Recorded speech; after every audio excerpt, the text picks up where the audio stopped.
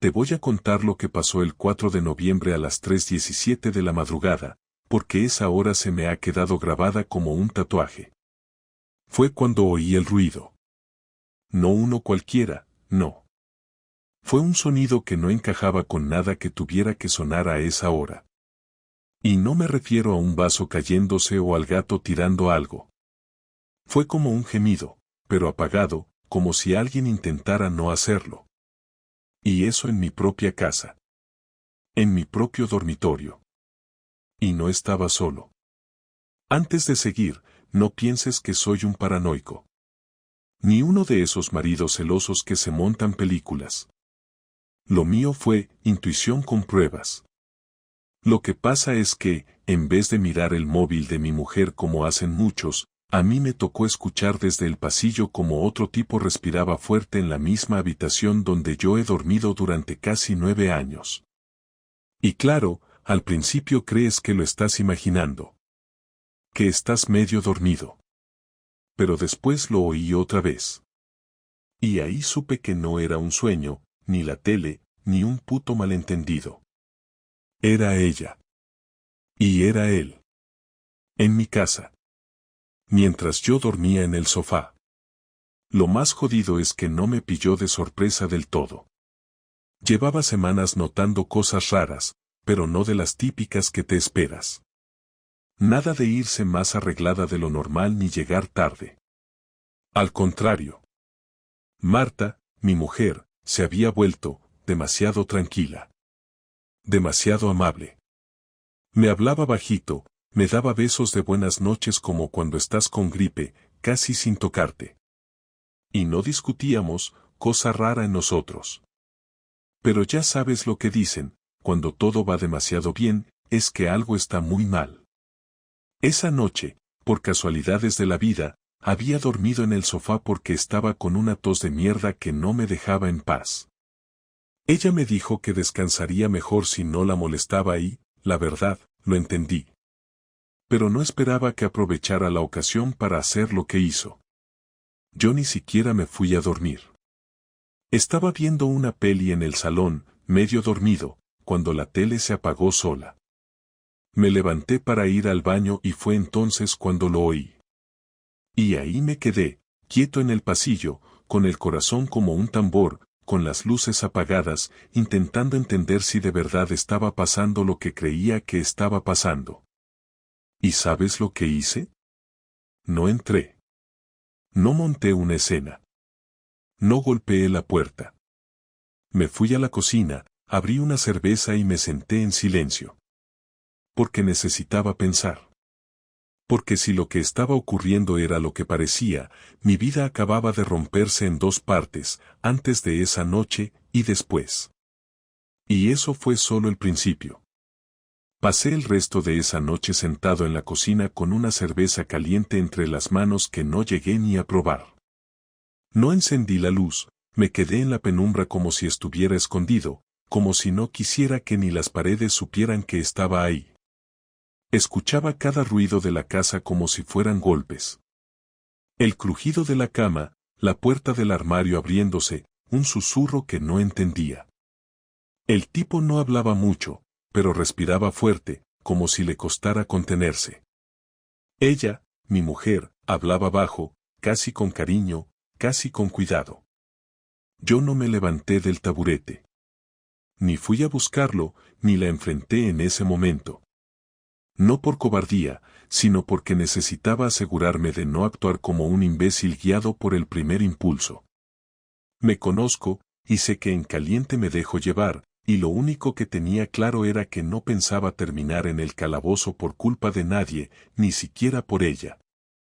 A eso de las 4:45 escuché la puerta del dormitorio abrirse. Pasos suaves por el pasillo, sin prisa, sin culpa, como si el que salía estuviera en su casa.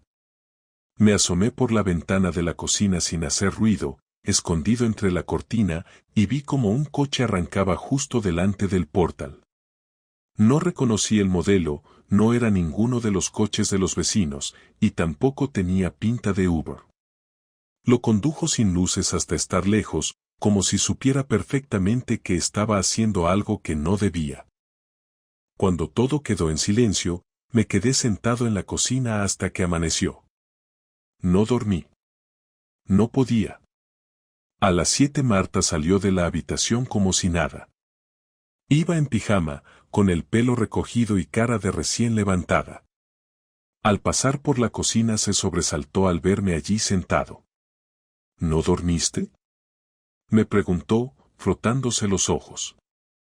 No mucho. ¿Todavía con la tos? Ya no, respondí. Ella dudó un segundo, miró la mesa, miró la cerveza vacía y se fue al baño. Yo no dije nada más. Ella tampoco. En cualquier otra situación habría sido raro, pero esa mañana todo era extraño por definición. Me duché después que ella, me vestí y salí de casa sin decirle a dónde iba. No me preguntó. Supongo que pensó que tenía turno temprano. En realidad, me tomé el día libre. Fui directo a la casa de mi hermano. Le dije que necesitaba hablar con alguien, sin decirle aún por qué. Le pedí que no me hiciera preguntas y que solo me dejara estar ahí un rato, solo, sin gente. Se fue al trabajo y me dejó las llaves. Me senté en su sofá como un mueble más, sin tele, sin móvil, sin nada. Al mediodía volví a casa. Marta no estaba. Dejó una nota en la mesa que decía: he salido a hacer unas compras. Hay lentejas en la nevera.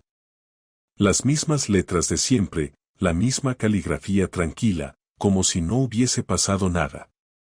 Comí en silencio y me fui a nuestra habitación. Todo parecía en orden, pero yo sabía que no lo estaba.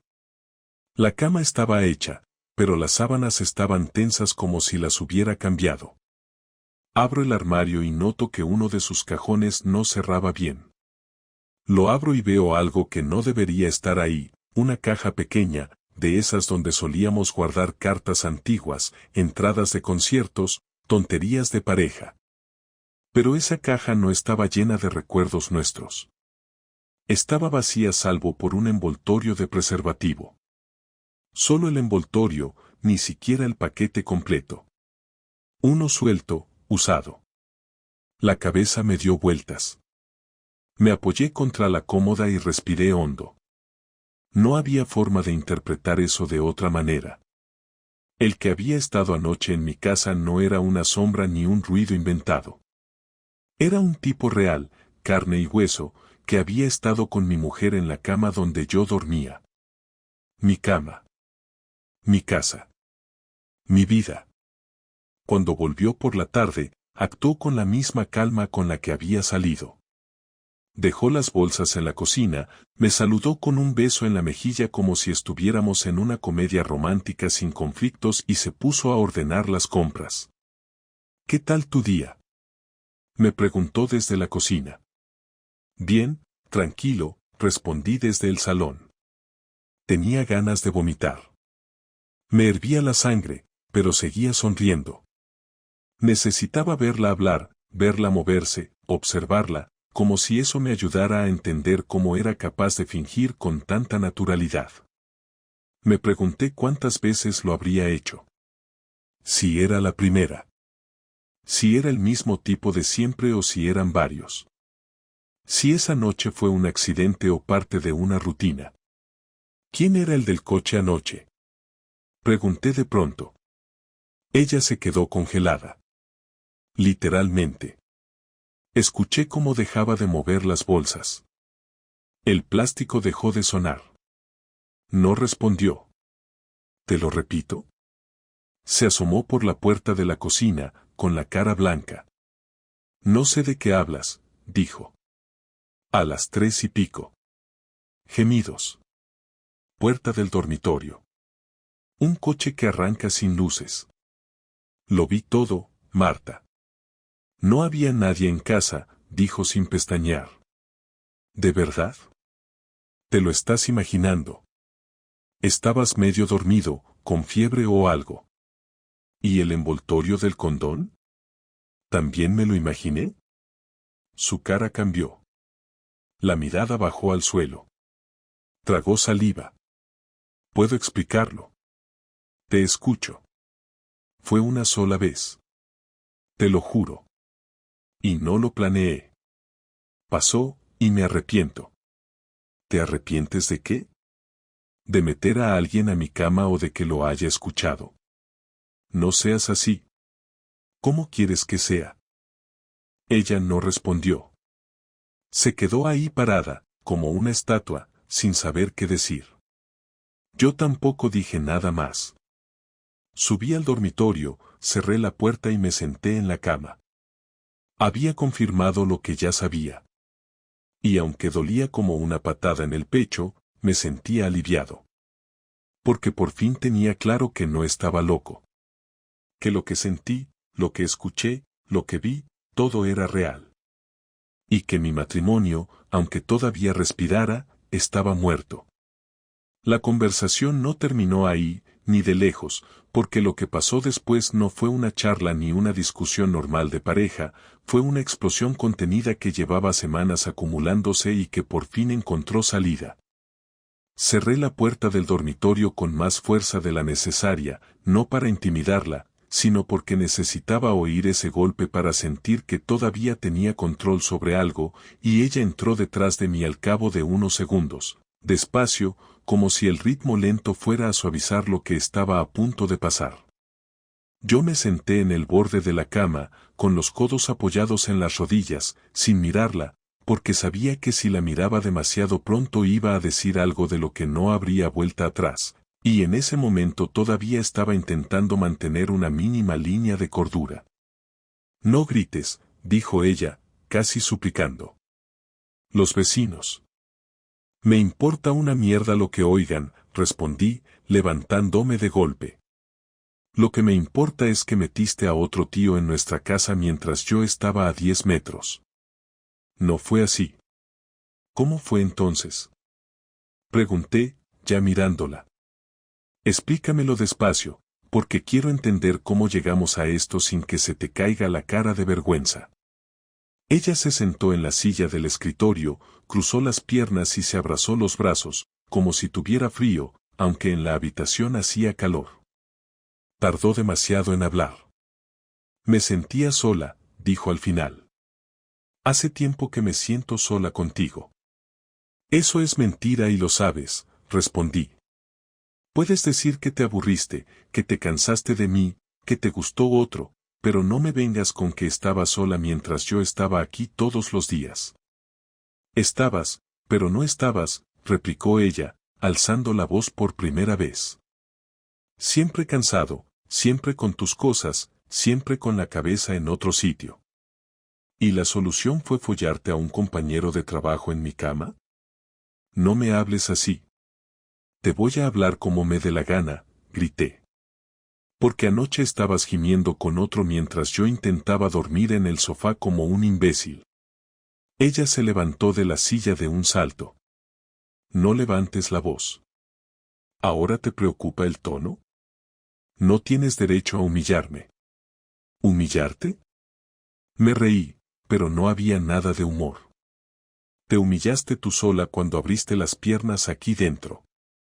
Ella me empujó el pecho con las dos manos, no muy fuerte, pero lo suficiente para que diera un paso atrás. Para allá. ¿O qué? ¿O me voy?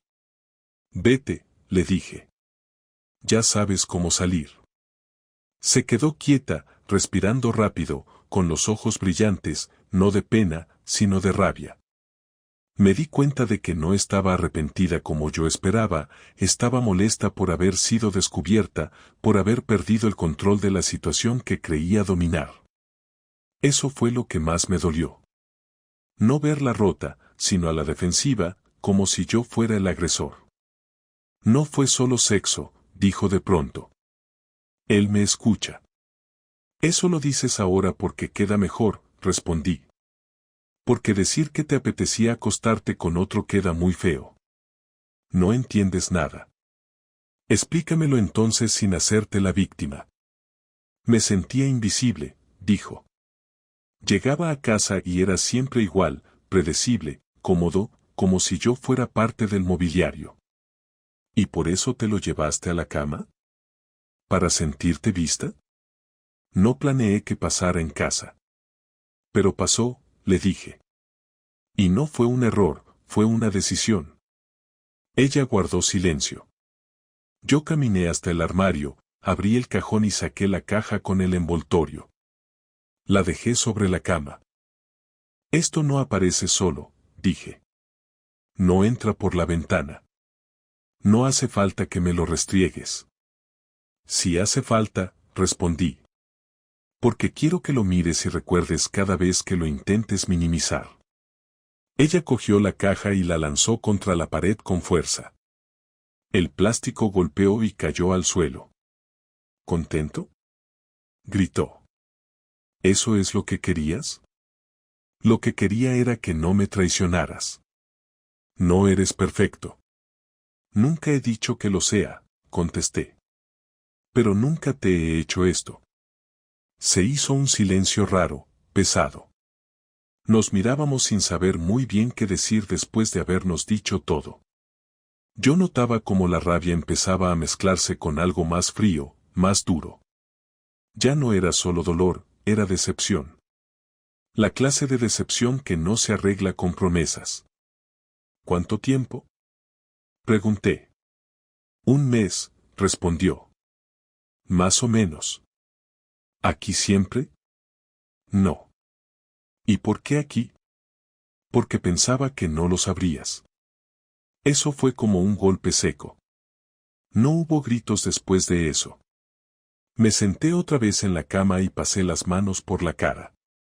O sea, que además de engañarme, me subestimaste, dije.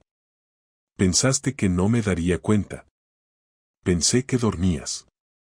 Pensaste mal. Ella volvió a sentarse, esta vez en la cama, a cierta distancia. No quiero perderte, dijo. Fue un error. No, respondí. Un error es olvidar unas llaves o decir algo fuera de lugar. Esto fue una serie de decisiones encadenadas. Puedo dejar de verlo. Eso no borra lo que hiciste. Podemos ir a terapia. Eso tampoco lo borra. Entonces dime qué quieres. La miré durante unos segundos que parecieron eternos. Quiero que sepas que rompiste algo que no se arregla pidiendo perdón, le dije. Y quiero que entiendas que a partir de ahora nada va a ser como antes. Ella empezó a llorar, por primera vez de verdad, con lágrimas cayendo sin control. Yo no la abracé. No la consolé. Me quedé sentado, mirándola, sintiendo como algo dentro de mí se cerraba. ¿Qué vas a hacer?, preguntó entre sollozos. Todavía no lo sé, respondí. Pero no voy a hacer como si esto no hubiera pasado. Ese fue el final de la confrontación. No porque se hubiera resuelto nada, sino porque ya no quedaba nada que decir esa noche.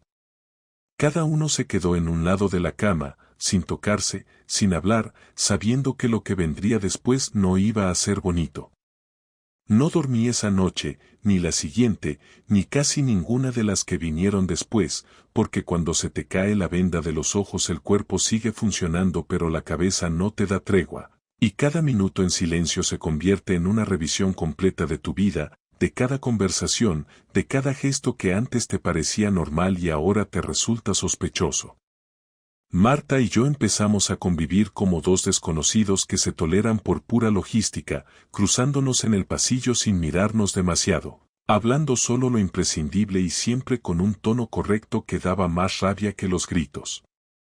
Yo iba a trabajar, volvía, cenaba solo aunque ella estuviera en la mesa, y me encerraba en el salón con la tele apagada porque no me interesaba nada de lo que pasara fuera de mi cabeza. Al tercer día me di cuenta de que no quería venganza impulsiva, no quería romper cosas ni montar un numerito, quería algo más frío, más calculado, algo que no pudiera deshacer con una disculpa ni con lágrimas, porque lo que ella había hecho no era un desliz, era una traición sostenida, pensada, repetida, y eso merecía consecuencias reales.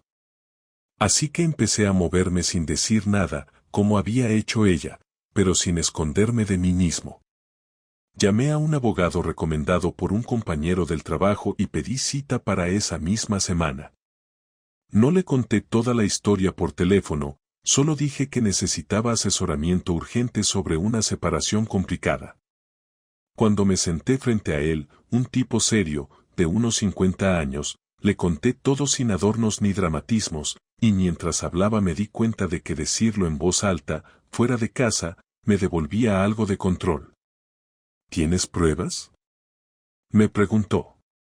Las suficientes, respondí. Y puedo conseguir más si hace falta. Asintió despacio y me explicó lo básico, lo que podía hacer, lo que no, cómo protegerme, cómo evitar que todo se me volviera en contra por actuar con rabia. Salí de allí con una carpeta bajo el brazo y una idea clara en la cabeza. No iba a improvisar. Todo iba a ser legal, limpio y definitivo. Esa misma tarde hablé con el administrador de la finca y le pedí copia del registro de cámaras del portal de las últimas semanas, alegando un problema con un coche que había rozado el mío. No puso pegas. Allí estaba el tipo, entrando varias noches, saliendo de madrugada, siempre mirando alrededor antes de irse, siempre confiado. Lo reconocí de inmediato cuando lo vi bien. No era nadie especial. Un tipo normal, corriente, incluso más joven de lo que esperaba. Lo busqué por redes sociales sin dificultad. Su nombre, su trabajo, su familia. Casado. 2 hijos. Esa parte me hizo sonreír por primera vez en días, no por alegría, sino porque el tablero de juego se ampliaba. No hice nada de inmediato. Seguí observando. Marta creyó que el tema se había enfriado, que yo estaba digiriendo lo ocurrido, que quizá con el tiempo todo se diluiría. Incluso se atrevió a proponer una cena tranquila un viernes por la noche, como si compartir mesa pudiera resetear lo que había pasado. Acepté sin discutir. Cociné yo. Comimos en silencio. Al final de la cena me miró con esa mezcla de esperanza y culpa que ya empezaba a reconocer. Gracias por intentarlo, me dijo. No estoy intentándolo, respondí. Solo estoy haciendo lo que toca. No entendió a qué me refería. No preguntó. El sábado siguiente, mientras ella estaba en casa de una amiga según dijo, yo quedé con la mujer del tipo. No fue difícil. Le escribí un mensaje directo, educado, claro, sin amenazas ni reproches. Le dije que necesitaba hablar con ella porque su marido y mi mujer tenían una relación que nos afectaba a ambos. Me contestó 1 hora después. Quedamos en una cafetería discreta, lejos de nuestro barrio. Cuando llegó, la reconocí enseguida. Llevaba la misma cara que yo había visto en el espejo durante días, cansancio mezclado con incredulidad. Le mostré las pruebas sin recrearme, solo lo justo para que entendiera que no era una suposición ni una historia mal contada. No gritó. No lloró. Me dio las gracias. Eso fue todo. ¿Qué vas a hacer ahora?, me preguntó antes de irse. Lo mismo que tú, respondí. Decidir. Cuando volví a casa, Marta estaba en el sofá con el móvil. Levantó la vista y notó algo distinto en mí. No supe qué fue, pero lo notó. ¿Pasa algo?, preguntó. Sí, respondí. Pero te enterarás pronto. Esa noche durmió mal. Yo dormí mejor que en días. El lunes por la mañana, antes de irme al trabajo, dejé un sobre encima de la mesa de la cocina. Dentro estaban los papeles de la separación y una copia de la denuncia por uso indebido del domicilio conyugal, algo que el abogado había preparado con cuidado. No levanté la voz. No di explicaciones largas. ¿Tienes abogado?, le dije. Que te lo explique él. Esto es una locura, respondió ella. No puedes hacer esto así. Puedo, le dije. Y lo estoy haciendo. Intentó tocarme el brazo. Me aparté. Ya no. Lo que vino después fue un caos controlado. Llamadas, mensajes, lágrimas, promesas de cambiar, de cortar toda relación, de empezar de cero. Yo no bloqueé nada. Dejé que todo quedara registrado. Cada mensaje era una confirmación más de que la decisión era correcta. 2 días después me llamó el tipo. No para disculparse, sino para pedirme que parara, que su mujer lo había echado de casa, que había perdido el control de todo. No soy yo quien ha empezado esto, le dije. Y tampoco soy yo quien puede pararlo. Colgué sin esperar respuesta. La última parte de mi venganza fue la más simple y la más dura. Cambié la cerradura del piso un viernes por la mañana, tal y como me había autorizado el abogado, y dejé sus cosas empaquetadas en cajas perfectamente ordenadas en el trastero del edificio. Le avisé por mensaje, sin dramatismo. Puedes recoger tus cosas cuando quieras, pero ya no aquí. Cuando llegó y vio la puerta, se quedó parada durante 1 minuto entero sin moverse. No gritó. No lloró. Me miró como si no me reconociera. Quizá era verdad. Quizá yo ya no era el mismo. Y por primera vez desde que todo empezó, sentí que el equilibrio volvía poco a poco, no porque estuviera feliz, sino porque había dejado de sentirme impotente. La última conversación no fue inmediata, ni dramática, ni ocurrió en un momento especial, y eso fue precisamente lo que la hizo más dura, porque llegó cuando ya no quedaba adrenalina ni rabia suficiente para tapar el cansancio, cuando todo se había asentado y solo quedaban las consecuencias. Pasaron casi 2 semanas desde que cambié la cerradura hasta que acepté verla otra vez, 2 semanas en las que viví solo en el piso por primera vez en años, comiendo cuando tenía hambre, durmiendo cuando el cuerpo me dejaba y hablando conmigo mismo más de lo que habría querido admitir. Marta me escribió varias veces pidiéndome que habláramos con calma, que no termináramos así, que al menos cerráramos las cosas como adultos, y aunque al principio ignoré los mensajes, llegó un punto en el que entendí que seguir evitándolo no me estaba ayudando a avanzar, solo estaba alargando algo que tenía que pasar sí o sí. Quedamos un martes por la tarde en un bar tranquilo cerca del centro, uno de esos sitios donde nadie se fija en nadie y cada mesa está metida en su propia historia. Llegué antes que ella y pedí un café, aunque no me apetecía, solo para tener algo delante de mí que justificara estar sentado allí. Cuando entró, la reconocí de inmediato, pero al mismo tiempo no, porque ya no era la mujer con la que había compartido la vida, era alguien distinto, alguien que conocía demasiado pero que ya no sentía como parte de mí. Se sentó frente a mí sin tocarme, sin intentar besarme, con una prudencia que llegó tarde. Gracias por venir, dijo. No lo hago por ti, respondí. Lo hago por mí.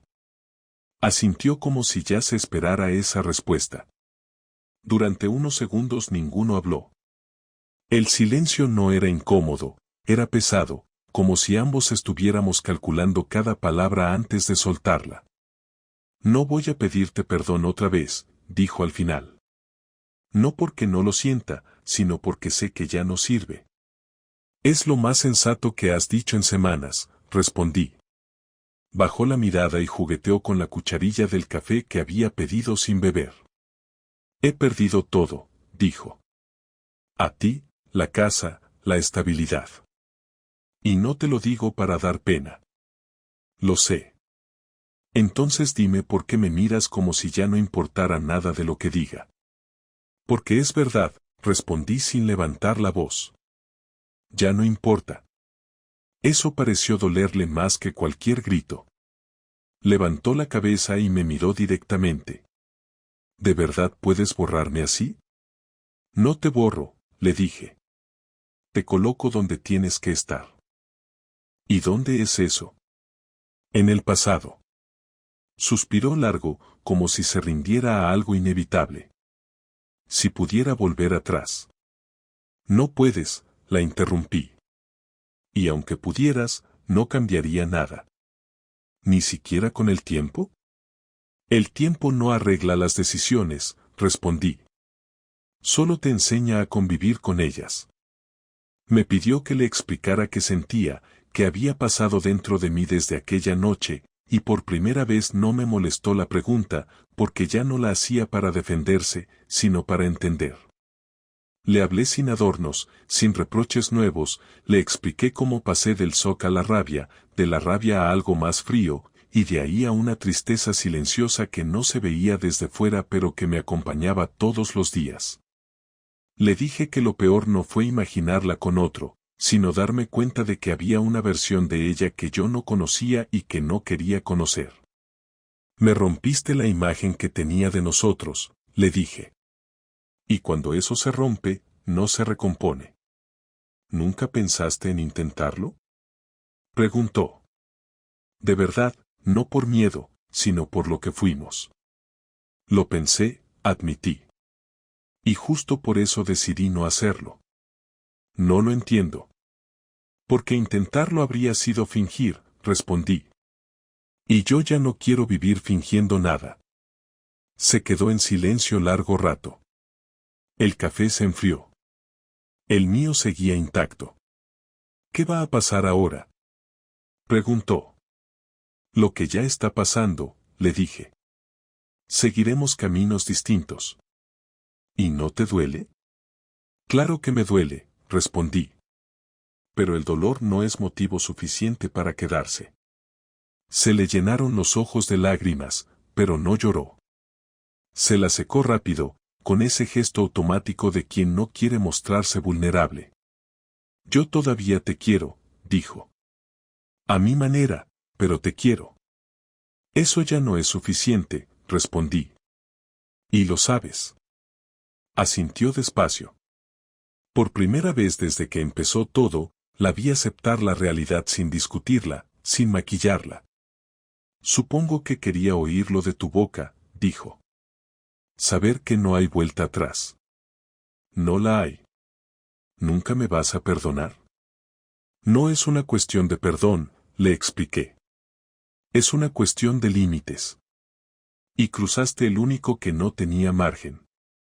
Nos quedamos sentados unos minutos más, hablando de cosas prácticas, de plazos, de papeles, de cómo gestionar lo que quedaba pendiente sin convertirlo en otra guerra. Fue una conversación casi administrativa, fría pero necesaria, como cerrar una cuenta bancaria que ya no tiene fondos. Cuando nos levantamos, pagué yo, no por costumbre, sino porque era la última vez que lo haría. En la puerta se detuvo, dudó, y al final habló. Siento no haber sido la persona que creías. Siento haber creído que lo eras, respondí. Nos despedimos sin abrazos, sin promesas, sin frases bonitas.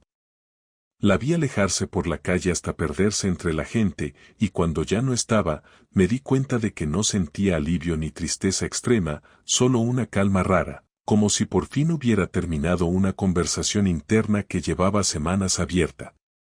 Caminé hasta casa despacio, sin prisa, sabiendo que esa etapa estaba cerrada, no porque quisiera, sino porque ya no había nada más que rescatar. El tiempo después fue otra cosa. No mejor, no peor, diferente. El primer fin de semana que pasé completamente solo en casa fue extraño, no porque echara de menos a Marta como persona, sino porque el hueco que había dejado su ausencia no era silencioso, era funcional, era real. Ya no había 2 cepillos de dientes en el baño, ni ropa de mujer colgada en el armario, ni su taza de desayuno en la encimera. Todo lo que recordaba su presencia había desaparecido, pero la costumbre todavía no. Me levantaba y seguía dejando espacio en la ducha como si alguien más fuera a entrar, cocinaba porciones de más sin querer, miraba hacia el móvil esperando mensajes que ya no iban a llegar. No por necesidad emocional, sino porque me había acostumbrado a una rutina compartida. Y romper una rutina duele, incluso cuando sabes que esa rutina ya no era buena. Pasaron los días y con ellos llegó una especie de orden interno. No una superación mágica ni una revelación profunda, sino una aceptación funcional. Aprendí a estar en casa sin esperar que alguien volviera. Empecé a ver series solo, a leer de nuevo, a salir más, no por distraerme, sino porque estar solo ya no me pesaba como antes. Volví a hablar con amigos a los que había dejado de lado sin darme cuenta durante la relación. Algunos sabían lo que había pasado, otros no, y a los que no les conté lo justo. No por vergüenza, sino porque repetir la historia entera me parecía un ejercicio inútil. No necesitaba validación, necesitaba continuidad. Una noche, uno de esos amigos, David, me invitó a una cena en su casa. Nada especial, solo unas cervezas, algo de comida, y gente que no veía desde hacía tiempo. Acepté sin pensarlo demasiado. Cuando llegué, me di cuenta de que era la primera vez que estaba en una reunión social sin ella desde hacía años. Nadie me preguntó por Marta directamente, pero se notaba en algunas miradas, en ciertos silencios al hablar del pasado. No me molestó. Era normal. Lo que sí me llamó la atención fue la naturalidad con la que encajé en ese entorno, como si nunca me hubiera ido. Me reí, hablé sin filtro, y me di cuenta de que mi sentido del humor seguía intacto, que mi manera de estar con los demás no dependía de una relación.